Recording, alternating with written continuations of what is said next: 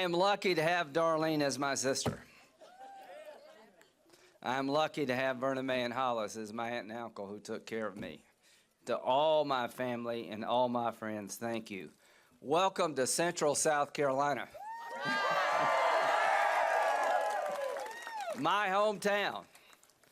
Many of you have known me for a long time. I'm not aging that well, am I? Some of you have known me since my family lived in the back of the bar in that building. But I'm pretty sure no one here, including me, ever expected to hear me say, I'm Lindsey Graham, and I'm running for President of the United States.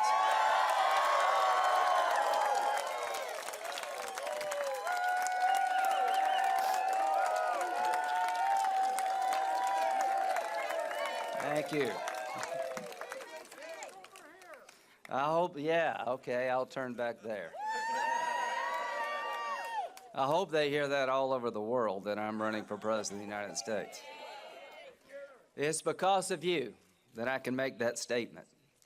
Everything I am, everything I will be, owe to the kindness and generosity and example of people of Central, Clemson, Seneca, Walhalla, and other small towns throughout South Carolina. Thank you. Thank you for everything.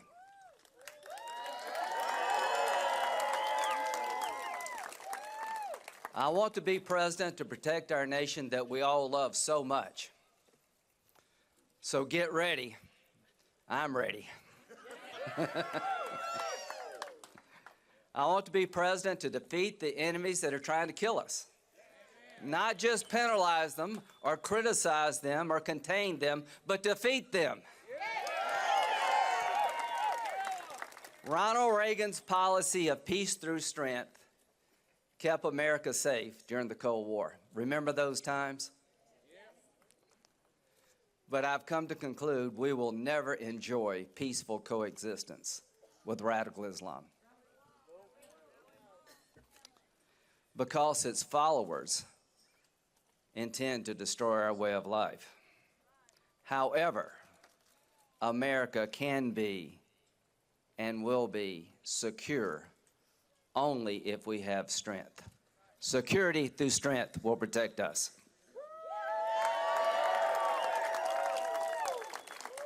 I want to be president to meet our problems head on, honestly and realistically, for the purpose of solving them, not hiding them or taking political advantage of them. I want to be president to make government work for you, not the other way around.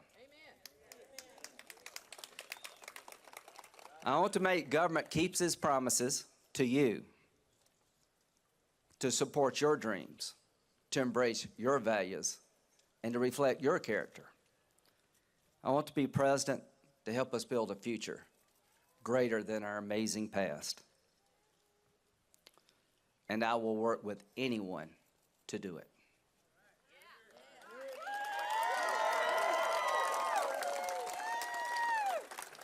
We made some dangerous mistakes in recent years. The Obama administration and some of my colleagues in Congress have substituted wishful thinking for sound national security strategy.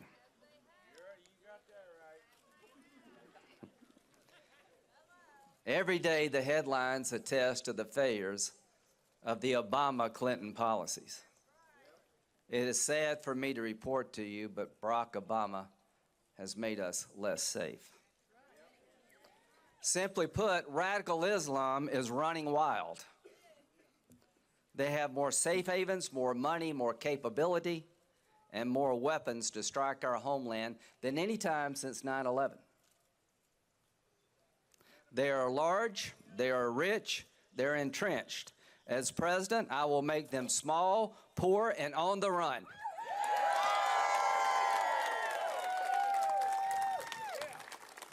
I'm afraid some Americans have grown tired of fighting them. I have some bad news to share with you. The radical Islamists are not tired of fighting you. In partnership with others, we must take the fight to them, building lines of defenses over there so they can't come here. Building up and supporting regional forces to go after their safe havens that could be used to attack our homeland. The world is exploding in terror and violence. But the biggest threat of all is the nuclear ambitions of the radical Islamists who control Iran. Ladies and gentlemen, there are no moderates in Iran running their government.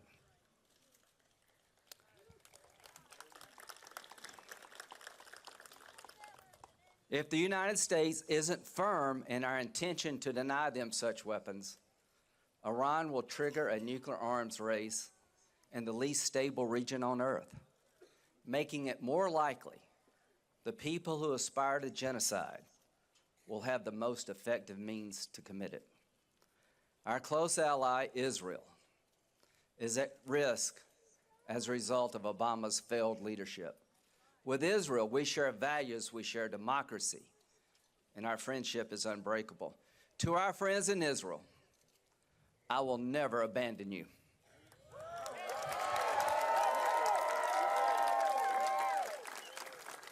I will always stand firm in supporting the one and only Jewish state.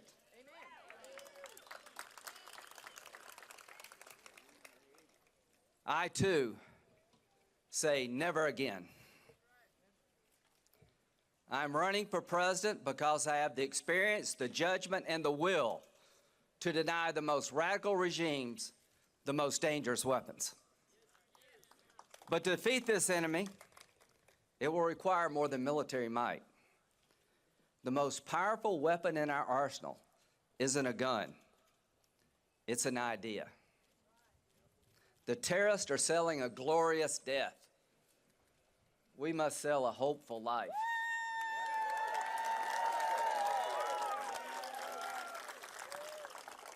I've learned from my travels that a small schoolhouse in a remote region educating a young girl can do more damage to radical Islam than any weapon we possess. However, radical Islam is not the only threat we face.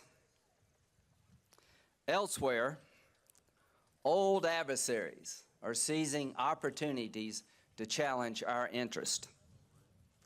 Putin seized Ukrainian territory and threatens NATO allies.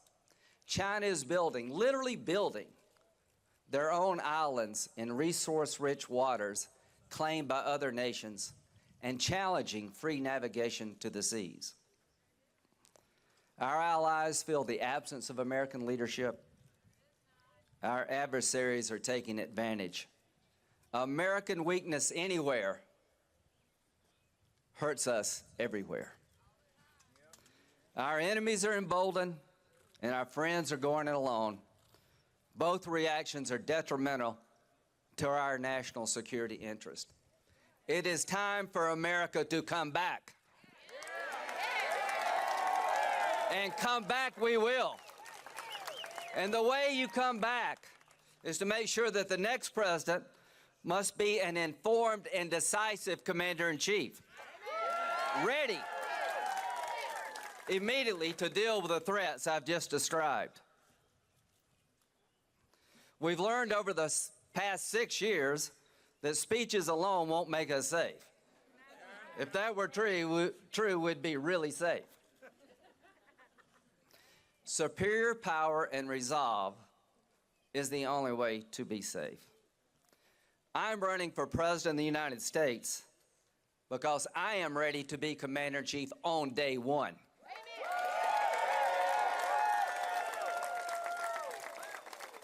I am ready on day one to defend our nation with sound strategy, a strong military, stable alliances, and a steady determination. I've been to the Middle East more times than I can count. As a United States Senator and a reserve officer in the United States Air Force. To all who have served our country, raise your hand. God bless each and every one of you.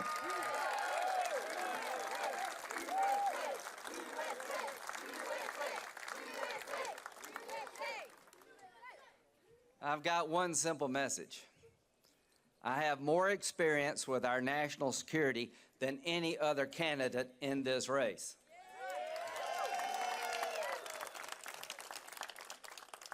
That includes you, Hillary.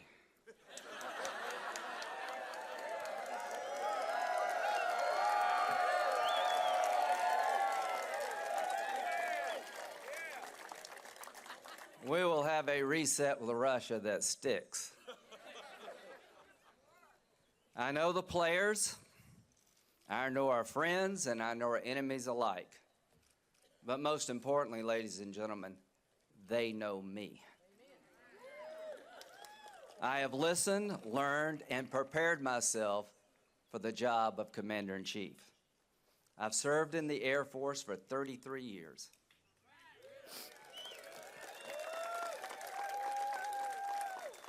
And it has been a true pleasure and honor.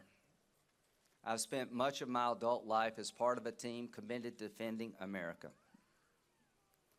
protecting our way of life, making sure that we're safe. Politicians focus on elections. The military focuses on the mission. If given the privilege to serve as your president, I'll focus on the mission, to defend America, to protect our way of life, and to leave the next generation a stronger, safer, better nation than we inherited.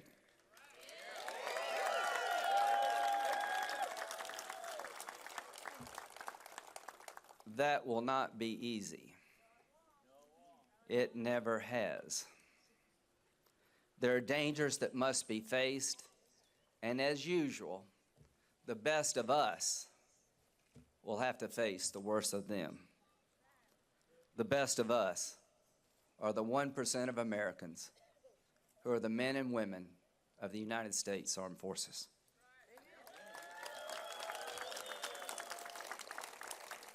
I cannot promise, as Commander-in-Chief, that their dangers that they confront will be less.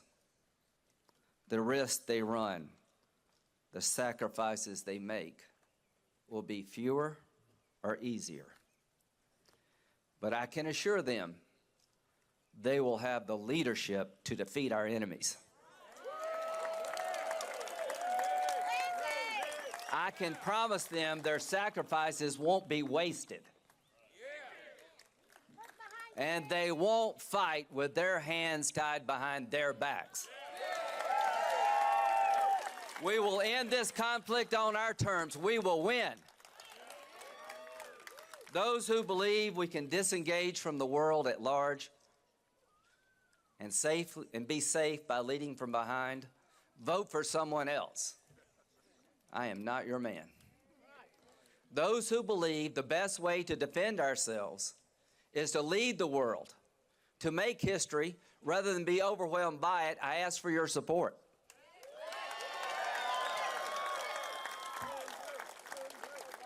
Join me if you want to tackle the problems at home that have been kicked down the road because they're too hard to fix or too easy to demagogue.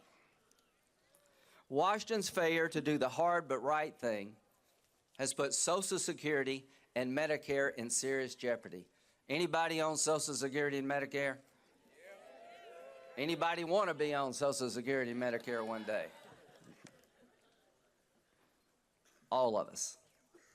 As my generation retires, both programs are on track to go bust. We're living longer, and fewer workers are supporting more retirees. That's unsustainable. Everybody knows it, but not everybody will admit it.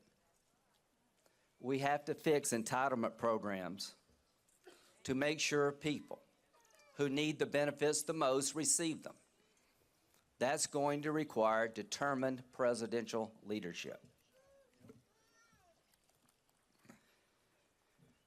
I know from personal experience how important these programs are to the lives of millions of Americans.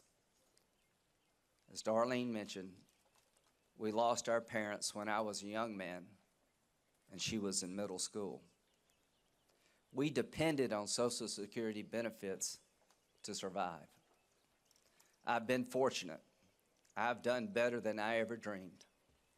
If I and others like me have to take a little bit less and pay a little more to help those who need it most, so be it.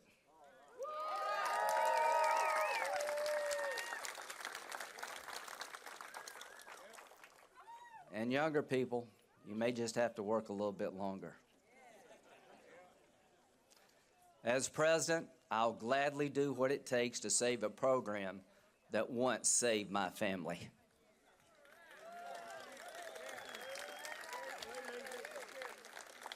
Now, to those of you who yearn for a healthy and safe environment, I will join your cause. To those who seek energy independence, I will be your champion. I am tired of sending hundreds of billions of dollars a year overseas to buy oil from people who hate us.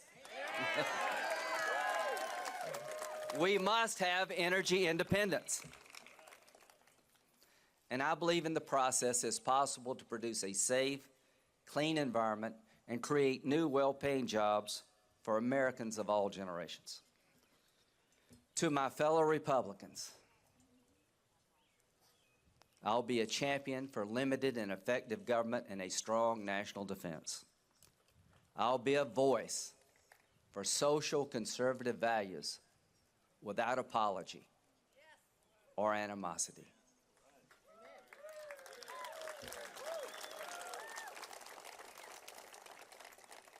I love my party. I am committed to see it grow and prosper. To my friends in the other party, on the big things we share a common fate. I'll work with you to strengthen the country we both love. Our differences are real, and we'll debate them, but you're not my enemy. You're my fellow countrymen.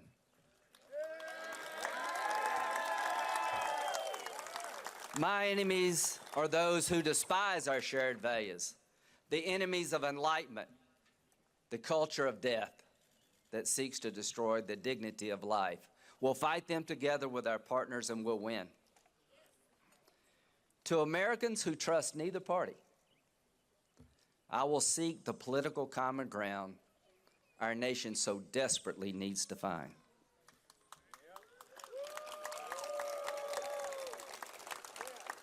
That's what I've done before. Don't take my word for it. Examine my record. I got the scars to prove it.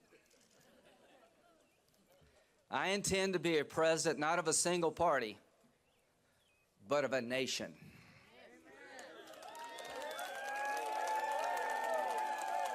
I want to do more than make big government smaller. I want to help make a great nation greater. I've traveled the world and had experiences and opportunities I never dreamed of.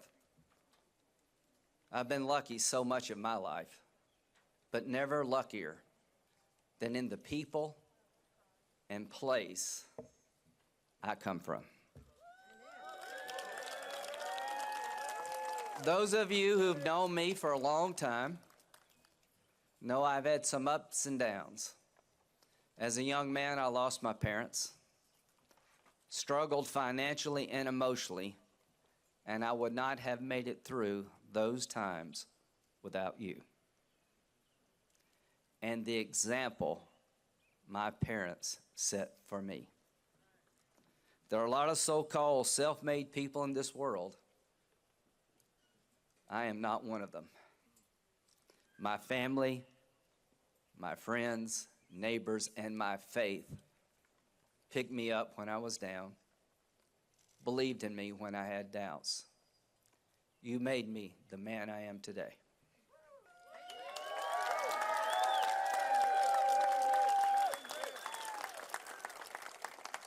I'm a man with many debts to my family, my friends, to you, to South Carolina, to the country. I'm running for president to repay those debts and to fight as hard for you as you fought for me.